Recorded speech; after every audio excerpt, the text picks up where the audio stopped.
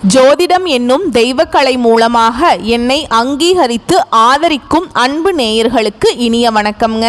மிதுன ராசிக்கு இந்த பதிவு மூலம் அப்படி என்னதான் சிறப்பாக இருக்குது அப்படிங்கிறத பார்க்குறதுக்கு முன்னாடி எம்பெருமான் முருகப்பெருமானின் ஆசீர்வாதம் உங்களுக்கு முழுமையாக கிடைக்க நான் சொல்லும் மந்திரத்தை நீங்களும் 3 முறை சொல்லிக்கிட்டு உங்களால் முடிஞ்சதுன்னா கமெண்ட் பாக்ஸில் ஒரு முறை கமெண்ட் பண்ணுங்க.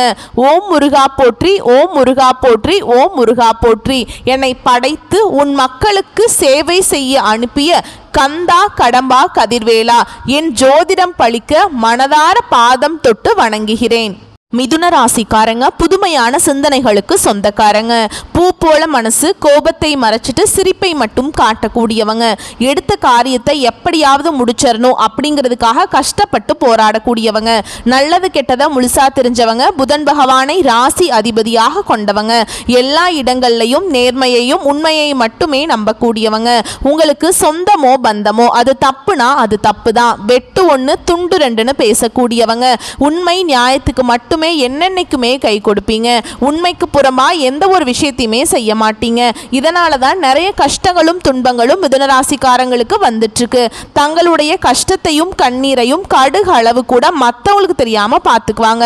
இதனால பார்க்குறவங்க எல்லாருமே மிதுனராசியா இவங்களுக்கு என்னப்பா சூப்பரா இருக்காங்க, இவங்களுக்கு என்ன குறைச்சல் அப்படின்னு தான் நினைச்சிட்டு இருக்காங்க.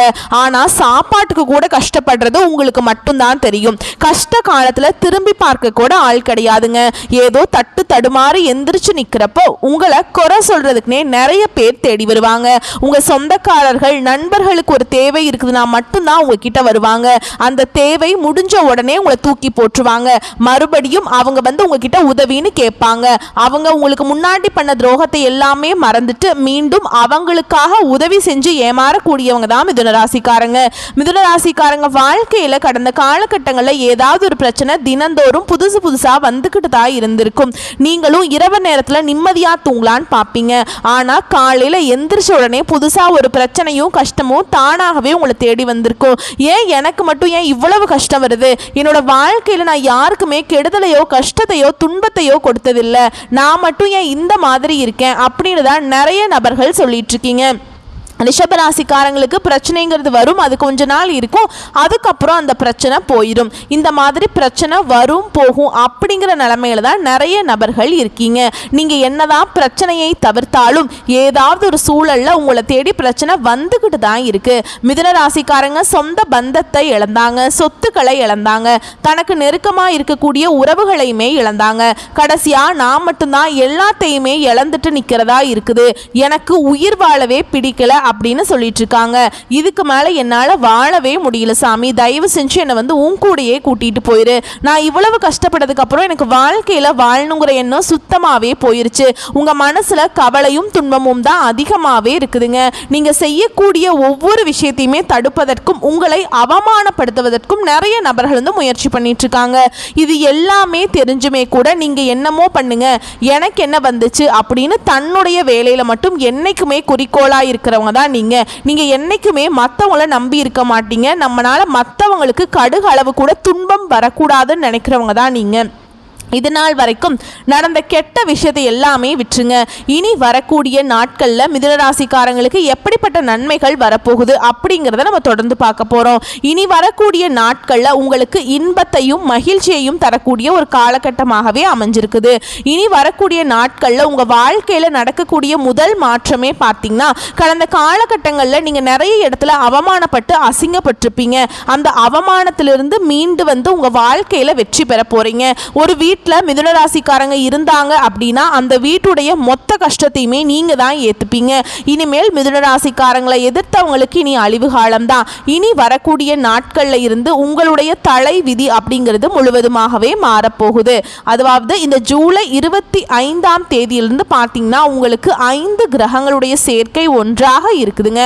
அது மட்டும் இல்லாம உங்களுக்கு சுக்கிர பெயர்ச்சியோட பலன்களும் குரு பெயர்ச்சியோட முழு பலன்களும் இருக்கிறதுனால நல்ல ஒரு பொருள் பொருளாதார முன்னேற்றமும் உங்கள் வாழ்க்கையில் கடந்த காலகட்டங்களில் நீங்கள் எதையெல்லாமே இழந்துட்டு கஷ்டப்பட்டுட்டு வருத்தப்பட்டு இருக்கீங்களோ அது அனைத்தும் பெறக்கூடிய ஒரு காலகட்டமாகவே பார்க்கப்படுது. இன்னொரு 6-7 மாதத்துக்கு பார்த்தீங்கன்னா குரு பெயர்ச்சியோட முழு பலன்களும் மிதுன ராசிக்கு முழுமையாக கிடைக்கிறதுனால கடந்த காலகட்டங்களில் நல்ல ஒரு வேலைங்கிறது கிடைச்சிருக்காது. ஏதோ ஒரு கிடைக்கிற வேலைக்கு போயிட்டு இருந்திருப்பீங்க. ஒரு 10,000 சம்பளத்துக்கோ 15,000 சம்பளத்துக்கோ போயிட்டு இருந்திருப்பீங்க. இனி வரக்கூடிய நாட்களில் உங்கள் தகுதிக்கேற்ப ஒரு அரசாங்க வேலைக்கு ட்ரை பண்ணாலும் சரிங்க, ஒரு ஐடி ஜாபோ, பிரைவேட் ஜாபோ, பேங்க் ஜாபோ, நீங்கள் எங்கே வேலைக்கு ட்ரை பண்ணாலும் அந்த ஜாப் அப்படிங்கிறது உங்களுக்கு நிச்சயமாக கிடைக்க போகுது. சனி பகவானுடைய பார்வை உங்களுக்கு நேரடியாகவே இருக்குதுங்க. இதன் மூலம் வருமானம் அப்படிங்கிறது பல வழிகளில் வரும். தொழிலில் லாபம் சற்று அதிகமாகவே கிடைக்கும். அரசியல்வாதிகளை பொறுத்த வரைக்கும் புதிய பொறுப்புகள், புதிய பதவிகள் எல்லாமே தானாகவே உங்களை வந்து சேரும். ராகுவால் உங்களுடைய செல்வாக்கு உயரும், உடல் ஆரோக்கியம் மேம்படும், சங்கடங்கள் நீங்கும். மறைமுகமாக உங்கள் தொழில் வாழ்க்கையிலையும் சரி இல்லற வாழ்க்கையிலையும் சரி நிறைய நபர்கள் வந்து தொல்லை கொடுத்துருப்பாங்க. இனி அவங்களுடைய தொந்தரவுங்கிறது முழுவதுமாகவே இருக்காதுங்க. கடந்த காலகட்டங்களில் நீங்களும் ஒரு கம்பெனியில் இரவு பகல் பார்க்காம உழைச்சிட்டு இருந்திருப்பீங்க. உங்களுடைய சொந்த கம்பெனியாக நினச்சி வேலை செஞ்சுருப்பீங்க. ஆனால் உங்களுக்கு சரியான ஒரு அங்கீகாரம் அப்படிங்கிறது நீங்கள் வேலை பார்க்கக்கூடிய இடங்கள் மூலமாக உங்களுக்கு கிடைச்சிருக்காது. ஆனால் இனி வரக்கூடிய நாட்களில் உங்களுக்கு சம்பள உயர்வு, பதவி உயர்வு, உங்களுக்கு மேல் இருக்கக்கூடிய அதிகாரிகளுடைய ஆதரவு முதற்கொண்டு உங்களுக்கு கிடைக்க போகுது. இனி உங்க வார்த்தைக்கு மதிப்பு மரியாதை கிடைக்கும். அந்த எதிர்பார்த்த உயர்வுக்கு போக போறீங்க. இனி நினைச்சது எல்லாமே நடக்கும். தொழில வியாபார தடைகள் அனைத்தும் விலகும். லாபம் அதிகமாக கிடைக்குங்க. முன்னேற்றம் உண்டாகும். வரவேண்டிய பணம் விரைவில் கைக்கு வந்து சேரும். குடும்பத்தில் நெருக்கடிகள் விலகும். செல்வாக்கு அந்தஸ்து உயரும். வெளிநாட்டு முயற்சிகள் வெற்றியை தரும். தெய்வ சிந்தனை அதிகமாகும். பெரியோர்களுடைய உதவிகள் கிடைக்கும். உறவில் இருந்த சண்டை சச்சரவு முழுவதுமாகவே விலகும். புதிய நண்பர்கள் உங்களுக்கு உதவி செய்வாங்க. தொழிலில் ஏற்பட்ட நெருக்கடிகள் நீங்கும். முடங்கி கிடந்த நிறுவனங்கள் மீண்டும் இயங்கும். வியாபாரத்தில் எதிர்பார்த்த லாபம் கிடைக்கும். புதிய தொழில் தொடங்கக்கூடிய முயற்சிகள் கண்டிப்பாக உங்களுக்கு வெற்றியை தரும். தொழிலில் இருந்த தடைகள் விலகுவது மட்டும் இல்லாமல் சிலர் வந்து புதிதாக தொழில் தொடங்குவீங்க. உற்பத்தியில் இருந்த தடைகள் நீங்கி தொழிலை விரிவு செய்வீங்க. வரக்கூடிய நாட்களில் விற்பனை அதிகமாகும். ஏற்றுமதி இறக்குமதி தொழில நல்ல லாபம் கிடைக்கும். நீங்க செய்யக்கூடியது சின்ன தொழிலோ பெரிய தொழிலோ நல்ல ஒரு வளர்ச்சி அப்படிங்கிறது நிச்சயமா உங்களுக்கு ஏற்படுங்க. கடந்த காலகட்டங்களில் மிதுன ராசிக்காரங்களுக்கு திருமண நிலை அப்படிங்கிறது நிறைய பிரச்சனையும் சிக்கலையும் சவாலையுமே அதிகமாக சந்திச்சிருப்பீங்க. இதில் குறிப்பாக பெண்களுக்கு கூட ஏதாவது ஒரு வகையில் திருமணம் அப்படிங்கிறது அடைஞ்சிருது. ஆனால் ஆண்கள் தான் ரொம்ப ரொம்ப பாவம். ஏன்னா வயது 30, 33, 35, 38 வயது வரைக்குமே நிறைய ஆண்கள் வந்து திருமண நிலையை அடையாமல் கஷ்டப்பட்டுட்டு இருக்கீங்க. கண்டிப்பாக வரக்கூடிய நாட்களில் நீங்கள் எதிர்பார்த்த மாதிரியே நல்ல ஒரு வரன் அப்படிங்கிறது நிச்சயமாக உங்களுக்கு அமையுங்க. வாழ்க்கை துணையை இழந்த மிதுனராசி ஆண்களோ பெண்களோ அடுத்து வந்து 2வது திருமணம், அதாவது மறுமணம் பண்ணலாமா வேண்டாமா அப்படிங்கிற ஒரு மிகப்பெரிய குழப்பத்தோடு இருப்பீங்க. அப்படி 2வது திருமணம் பண்ணும்போது சொந்தக்காரங்க தப்பாக நினச்சிருவாங்களா, இல்லை ஊர்க்காரங்க தப்பாக பேசிடுவாங்களா, நம்ம கேரக்டரை தப்பாக பேசிடுவாங்களா அப்படின்ட்டு நிறைய நபர்கள் வந்து 2வது திருமணத்தை பற்றி யோசிக்காமல் இருக்கீங்க. ஏன்னா இப்போ இருக்கக்கூடிய பொருளாதார சூழலும் இப்போ இருக்கக்கூடிய காலகட்டத்தையும் வச்சு பார்க்கும்போது ஒரு சிங்கிள் பேரண்டால இந்த சொசைட்டியில் சர்வே பண்ணுறது ரொம்ப ரொம்ப கஷ்டங்க. நீங்கள் எதிர்பார்த்த மாதிரியே நல்ல ஒரு மறுவாழ்க்கை அப்படிங்கிறது நிச்சயமாக உங்களுக்கு அமையும். குழந்தை பாக்கியத்திற்காக எங்கே மிதுன ராசி நேயர்கள் பார்த்தீங்கன்னா எங்களுக்கு மேரேஜ் ஆகி 3 வருஷம் ஆகுது சாமி, 5 வருஷம் ஆகுது, 8 வருஷம் ஆகுது, நாங்களும் போகாத ஹாஸ்பிட்டல் இல்லை, பார்க்காத ட்ரீட்மெண்ட் இல்லை, வாரத்தில் 3 நாள் கோவிலுக்கு போய் வழிபாடு செஞ்சுட்டு வந்துட்டு இருக்கோம் அப்படின்னு தான் நிறைய நபர்கள் சொல்வீங்க. கண்டிப்பாக இந்த 2025 முடிஞ்சு உங்கள் அடுத்த ஆண்டுக்குள்ளே நீங்கள் அடியெடுத்து வைக்கும்போது உங்களுக்கு குழந்தை பாக்கியம் அப்படிங்கிறது நிச்சயமாக உண்டாகுங்க. பிறந்திருக்கக்கூடிய கணவன் மனைவி எல்லாமே மீண்டும் ஒருமுறை ஒன்றாக சேர்ந்து பேசக்கூடிய வாய்ப்பு கிடைக்கும் பட்சத்தில் கண்டிப்பாக இருவரும் ஒன்றாக இணைந்து வாழ்வீங்க. கடந்த காலகட்டங்களில் காதலில் அதிகமான தோல்வியை சந்தித்தது யார் அப்படின்னு பார்த்தீங்கன்னா அது முழுக்க முழுக்க மிதுனராசிக்காரங்க தான். ஏன்னா வந்து ஏதாவது ஒரு சண்டை சச்சரவு ஈகோ பிரச்சனையால் வந்து லவ் வந்து பிரேக்கப் ஆகிருக்கும், இல்லை வீட்டில் வந்து பேரண்ட்ஸ் வந்து தடையாக இருந்திருப்பாங்க. இனி வரக்கூடிய நாட்களில் உங்களுடைய காதலை வெளிப்படுத்தும் போது அந்த காதல் கண்டிப்பாக கைகூடும். இல்லை வீட்டில் போய் சொல்லும்போது பெற்றோர்களே உங்களுக்கு முன்னாடி நின்று திருமணம் செய்திருக்கக்கூடிய வாய்ப்புகள் அதிகமாகவே உள்ளது. இனி வரக்கூடிய நாட்களில் கடினமான காரியத்தையுமே சுலபமாக செஞ்சு முடிப்பீங்க. உங்கள் எளிமையான பேச்சு திறமையால் நீங்கள் அனைவரையுமே கவர்ந்திருப்பீங்க. சமூகத்தில் உங்கள் பெயருக்கும் புகழுக்கும் படிப்படியாக முன்னேற்றம் வரப்போகுது. சிலருக்கு படிப்பதற்காகவும் வேலை விஷயமாகவும் தொழில் விஷயமாகவும் வெளியூர் வெளிநாடு போகக்கூடிய வாய்ப்புகள் எல்லாமே கிடைக்க போகுது. உங்கள் குடும்பத்தில் கடந்த காலகட்டங்களில் எந்த ஒரு சுப நிகழ்ச்சியுமே நடந்திருக்காது. இதை நினச்சி வீட்டில் இருக்கக்கூடிய பெரியவங்க எல்லாமே ரொம்ப வருத்தப்பட்டிருப்பீங்க. இனி வரக்கூடிய நாட்களில் உங்கள் குடும்பத்தில் திருமணம், சீமந்தம், புதிதாக வீடு கட்ட ஆரம்பிப்பீங்க. கிரக பிரவேசம் போன்ற சுப நிகழ்ச்சிகள் எல்லாமே நடக்க போகுதுங்க. மிதுன ராசியை பொறுத்த வரைக்கும் நீங்கள் ஆண்களோ பெண்களோ, அரசு வேலையோ தனியார் வேலையோ கூலி வேலையோ, நீங்க எதிர்பாராத வருமானம் அப்படிங்கிறது உங்களுக்கு இரட்டிப்பு மடங்காக கிடைக்க போகுது. இதன் மூலமாக நல்ல ஒரு பொருளாதார முன்னேற்றம் இருக்கிறதுனால இந்த 2025 முடிஞ்சு 2026 அடி எடுத்து வைக்கும் போது ஒரு பைசா கடன் இல்லாம அனைத்து விதமான கடனையுமே கட்டி முடிக்கக்கூடிய அளவுக்கு நல்ல ஒரு பொருளாதார முன்னேற்றம் அப்படிங்கிறது நிச்சயமா இருக்க போகுது.